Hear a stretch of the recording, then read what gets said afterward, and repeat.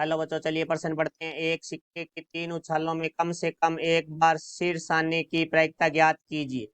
मुख्य अवधारणा।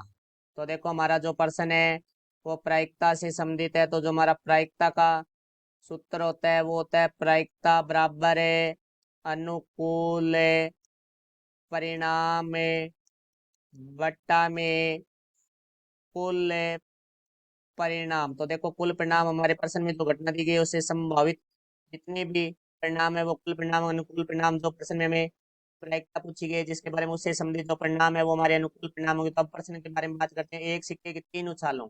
तो देखो, हमारा जो प्रतिदर्श समष्टि है यहाँ से, मतलब जो संभावित परिणाम है वो क्या क्या हो सकते हैं। देखो, यहाँ सिक्के पे 2 होते हैं, शीर्ष और पट। तो हो सकता है हमारे पास शीर्ष को हम एच से लिखते हैं तो हमारे तीनों उछालों में शीर्ष आ जाए। हो सकता है पहली 2 उछालों में शीर्ष, फिर हमारा पट।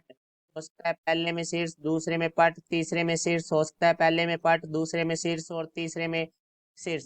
हो सकता है पहले में हमारा शीर्ष हो, दूसरी और तीसरी उछाल में वो हमारा पट हो सकता है पहली उछाल में पट हो, दूसरे में शीर्ष और तीसरी उछाल में पट हो सकता है हमारा पहली उछाल में पट हो, दूसरी उछाल में पट और तीसरी उछाल में शीर्ष हो सकता है हमारे तीनों ही पट हो। तो ये संभावनाएं हमारी हो सकती है। तो यहाँ से देखो भाई, हमारे पास है जो कुल परिणाम है वो हमारे पास हो गए 8। तो अब हम बात करेंगे अनुकूल परिणाम। तो अनुकूल परिणाम वो होंगे जो हमारे प्रश्न के अंदर है प्रायिकता पूछी गई है, जिसके बारे में देखो प्रायिकता पूछी गई है कम से कम एक बार शीर्ष।